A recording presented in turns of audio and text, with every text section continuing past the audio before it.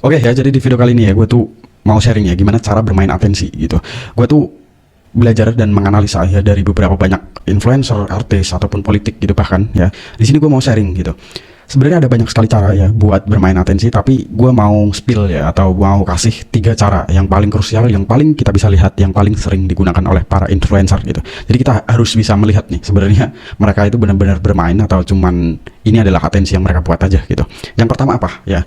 Banyak sekali influencer ya ataupun sales ataupun politik ataupun artis itu bermain atensi seperti ini gitu. Yang pertama adalah konflik palsu ya. Kita harus tahu gitu bahwa ngelihat media terus tiba-tiba ada konflik, ngelihat media YouTube, ngelihat TikTok, ngelihat Instagram, tiba-tiba ada masalah ini itu banyak sekali ya. Orang itu kebawa arus gitu, suka ngelihat ibaratnya, wah si A ini lagi ada masalah sama si B, oh si B ini ada masalah. Kita kayak jadi penonton yang setia aja gitu, kita digiring ombak ke sana kita ikut, ombak ke sini kita ikut gitu, padahal belum tentu itu beneran masalah gitu. Itu bisa aja dia emang bermainnya seperti itu. Contoh ya, gue kasih contoh gue punya partner gitu, punya satu temen ya ibaratnya, ini sering muncul ya kan, beberapa kali bahkan bertahun-tahun gitu. Gue tuh bikin video bareng dia gitu, ini anggap aja ya, gue tuh bikin video berdua bareng gitu. Terus suatu saat ya kan, ketika gue udah punya ibaratnya media, gue udah besar, gue udah punya followers, gue udah punya audience ya kan, suatu saat gue bentrok sama temen gue gitu. Gue ngomong lah di media, gue udah nggak sama si A gitu, karena si A begini, si A nipu gue begini. Audience gue gimana responnya? Lu pasti ngeresponnya kepecah nih jadi dua. Yang setengah ini bisa belain gue, oh ya gue setuju sama lu, gue jadi benci sama temen lu itu gitu. Lu bakal menghujat dia, wah lu begini gitu. Tapi itu bisa aja gue aman temen gue, ini sebenarnya nggak ada masalah gitu. Kita ini sebenarnya nggak ada masalah gitu. Ketika kamera mati ya gue masih ngopi sama temen gue gitu. Jadi ketika gue berpura-pura seperti ini akan memecah audiensnya, bangun lagi terus kepecah jadi dua gitu. Yang pertama lu dukung gue, yang kedua lu benci teman gue, atau lu dukung teman gue, lu benci gue. Sebenarnya itu sama aja gitu. Ini cuman ada hiburan aja, permainan seperti ini gitu. Lu mau benci gue, lu mau suka gue, lu mau benci teman gue, lu mau benci suka teman gue, yang untung tetap kita gitu. Dan ini banyak dilakukan oleh para influencer ya, dari manapun gitu, dari sektor apapun gitu. Finance banyak sekali gitu ya kan, bahkan artis-artis pun pakai cara ini gitu, bertahun-tahun ya kan, punya teman syuting gitu bertahun-tahun gitu kan, tiba-tiba pas job syutingnya udah nggak ada ya kan, atau mereka udah pensiun, tiba-tiba muncul satu konflik. Wah, kok dia ada masalah sama temennya, bukannya 5 tahun terakhir dia akrab-akrab aja gitu. Ketika netizen ngelihat itu apa, mereka akan kepecah jadi dua. Yang pertama, oh ya gue belain si lu, gue benci si A, gue hujat lah si A, media sosial diserang.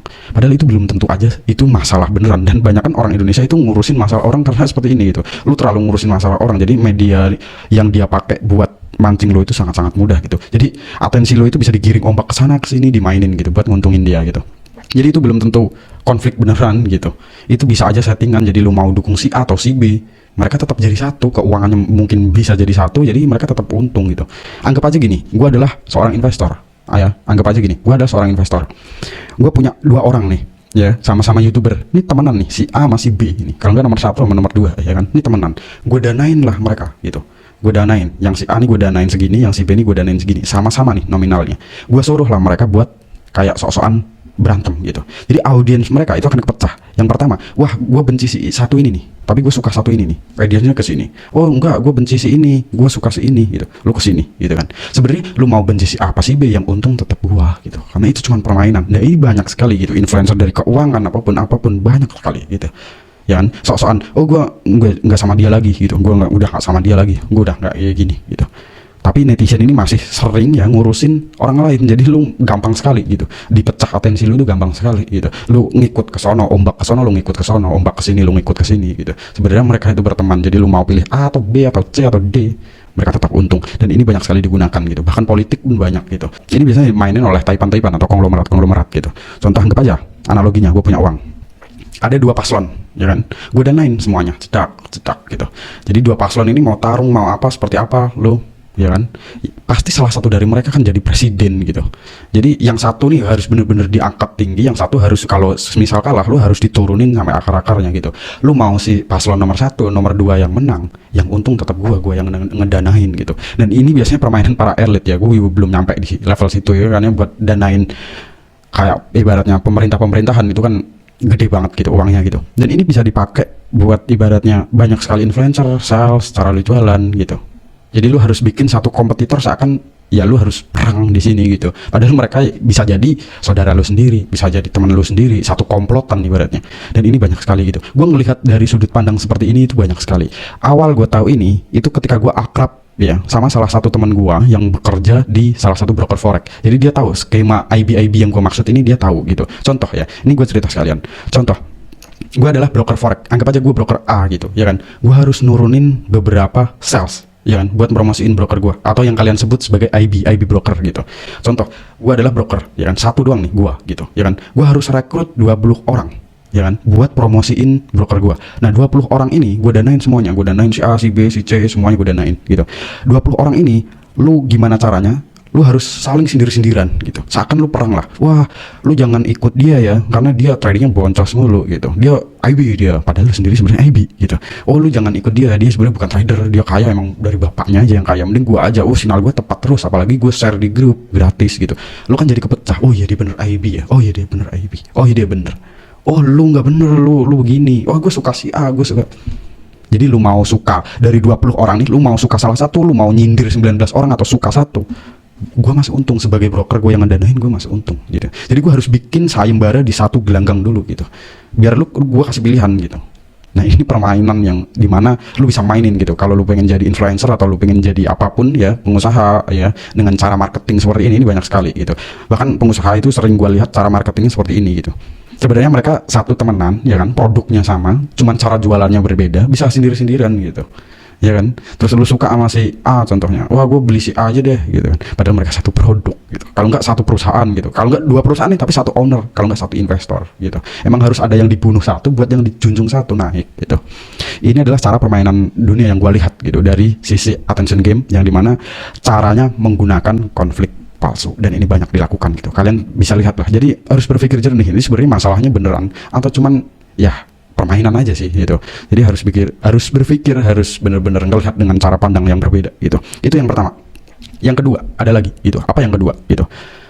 Yang kedua ya adalah aggressive hook. Nah ini banyak ya juga digunakan. Aggressive hook ini digunakan ketika lu udah dapat followers ya, atau udah dapat atensi duluan. Jadi lu pernah naik daun nih, habis itu lu agak redup, kebanyakan orang pakai aggressive hook gitu buat mereka naik lagi. Ini bahkan banyak, bahkan dari politik, dari influencer, dari artis gitu, yang dimana tahun kemarin dia udah pernah naik nih, terus belakangan ini kok dia agak nggak kelihatan, terus tiba-tiba meledak lagi karena ada ngomongnya seperti ini gitu. Contoh lah, kita bicara siapa ya, Andrew Tate ya, kalau nggak di Indonesia aja lah, Timothy Ronald gitu ya kan, kita tahu sendiri ya kan, Timothy Ronald dengan agresif hooknya nggak ya, ngomong tentang sistem pembelajaran atau sistem sekolah di Indonesia itu scamnya, sistemnya di Indonesia sekolahnya itu kurang baik gitu. Orang kan bahkan langsung nyerang, bahkan langsung ibaratnya ngelihatin siapa sih Timothy Ronald gitu ya kan, langsung lihat, wah masa iya sih sekolah itu scam, masa iya sih sekolah itu penipuan, nggak berguna begini-gini. Orang kadang nggak nyampe gitu, yang mereka sindir atau yang Timothy sindir itu adalah sistem, bukan sekolahnya. Tapi betapa dangkalnya coba Indonesia itu, orang selalu berpikir bahwa langsung menyimpulkan ke hal yang nggak berpikir dulu, langsung menyimpulkan ke hal yang instan. Wah enggak, sekolah itu bagus kok sekolah, padahal yang diomongin itu adalah sistemnya sebenarnya. Jadi berapa banyak, ada ribuan orang aja yang udah nyindir terus mereka jilat ludahnya sendiri gitu, ketika si Timothy ini ngejelasin bahwa yang disindir itu adalah sistemnya, yang kurang bagus itu adalah sistemnya, bukan sekolahnya. Bahkan dia sendiri bangun sekolah gitu. Jadi agresif hook ini bener-bener dipakai buat orang-orang yang mungkin lu pernah naik ibaratnya, terus lu agak redup, lu harus pakai agresif hook ini buat ambil alih, naik daun lagi gitu, racing lagi naik gitu. Tapi ini banyak sekali yang dipakai oleh influencer yang dimana mendekati berbahaya sekali gitu, agresif hook ini. Jadi kalau lu nggak bisa ibaratnya muter kata-kata lu dengan bagus, lu bisa kejebak sendiri di agresif hook yang lu buat sendiri gitu. Jadi banyak ya, masih banyak ya, bahkan politik pun masih banyak gitu yang pakai seperti ini. Itu yang kedua gitu. Yang ketiga apa? Yang ketiga adalah pura-pura kaya dan pura-pura miskin. Nah ini banyak ya digunakan ya, bahkan di Indonesia masih banyak dipercaya gitu. Ada yang orang yang pura-pura kaya buat dapetin atensi, ada yang sebenarnya kaya tapi pura-pura miskin buat dapat atensi gitu. Pura-pura miskin, pura-pura ibaratnya kekurangan biar dapat donasi, biar dapat ibaratnya pusat mata, biar dapat penghargaan, perhatian lah. Itu banyak gitu di Indonesia, dan masih banyak dipercaya gitu. Kita itu yang dimana ngelihat sesuatu itu jarang sekali berpikir logis gitu, apa-apa langsung disimpulin sederhana, makanya atensinya mulai digiring kan. Ketika ada politik satu jedar gitu, wah lu langsung benci si A. Ketika ada yang ngomong jedar, oh yang rame ini nih, kayaknya ini yang bener, tanpa lu berpikir gitu, karena yang rame itu tuh, oke lu ke situ semuanya gitu, tanpa berpikir jernih gitu. Jadi mudah sekali ya atensinya dimainin gitu, kanan kiri kayak ombak gitu. Coba Betapa kasihannya. Coba lu mulai sekarang berpikir gimana caranya ini bisa seperti ini gitu. Apa yang diuntungkan gitu. Apakah ada yang diuntungin atau ada yang diuntungin lebih untung dari ini gitu. Mana yang baik nih, mana yang lebih baik, mana yang untung, mana yang lebih diuntungkan. Jadi lu harus melihat dari bola mata yang berbeda. Pusat mata dengan melihat cara dunia bekerja dengan cara yang berbeda gitu. Jangan apa-apa mudah di ibaratnya kesimpulan, oh seperti ini. Oh dia ngomong seperti ini, oh salah. Oh seperti oh salah. Enggak seperti itu ya. Bahkan lu nggak berpikir dulu langsung ngomong, oh ini kayaknya ngawur, oh ini kayaknya ngawur, oh gue suka sama dia karena rame dia, oke gue belain gitu. Walaupun salah tapi rame, oh kayaknya orang-orang belain dia, oh gue belain gitu. Karena kalau bener tapi sepi, gue nggak mau belain, takut gue yang jadi pusat mata, gue malu orangnya gitu. Gitu. Jadi Indonesia mana yang rame, walaupun salah nih mana yang rame, lu lari ke situ gitu. Atensi lu itu mudah di set kayak ombak gitu. Jadi mudah sekali ya, digiring mudah sekali, dimainin mudah sekali. Lu pelajari 3 atensi ini kayak lu bisa main secara di Indonesia gitu. Lu mau pakai buat sales bisa gitu. Jadi lu punya partner nih. Contoh yang gue poin pertama ini, lu punya partner gitu. Lu muncul sama partner lu gitu, sering bikin konten, tapi suatu saat lu pengen bikin ledakan gitu. Lu ngomong di media, gue udah nggak sama partner gue ini karena dia orangnya licik, dia nipu, dia begini.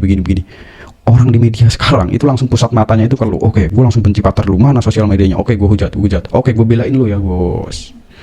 Padahal itu semua settingan gitu. Jadi mau partner lu yang dijatuhin tek nyampe redup, lu harus diangkat nyampe tinggi gitu. Lu di balik kamera, ketika kamera mati lu masih ngopi sama partner lu ya, misi berhasil gitu. Buat narik atensi itu misi berhasil. Sebenarnya ada banyak sekali cara, ada ribuan atau ratusan cara ya kan buat ini, tapi gua cuman kasih 3 ini ya kan, yang sering dipakai yang kita bisa ibaratnya bisa ngelihat lah siapa aja sih yang lagi make gitu. Kita tahu sendiri kan, banyak youtuber, banyak influencer, pengusaha buat marketing, buat apa gitu kan. Kelihatannya wah dia dari dulu kan temenan gitu. Kenapa tiba-tiba dia nggak suka sama ini? Kenapa dia tiba-tiba nggak suka sama ini? Bener nggak itu? Coba kita harus ngelihat dari bola mata kita sendiri gitu. Harus berpikir gitu. Apa sih, kenapa sih alasannya ini? Alasannya kuat nggak gitu? Bahkan ada orang yang pura-pura alasannya ini bener-bener kuat. Sebenarnya itu adalah marketing dia gitu, buat narik atensi. Jadi menurut gua ya mending nggak penting lah mikirin kayak gitu. Tapi lu bisa pakai cara ini buat narik atensi lu sendiri gitu. Jadi thank you yang udah nonton. Jadi mungkin itu 3 yang gue share. Thank you ya, jangan lupa subscribe.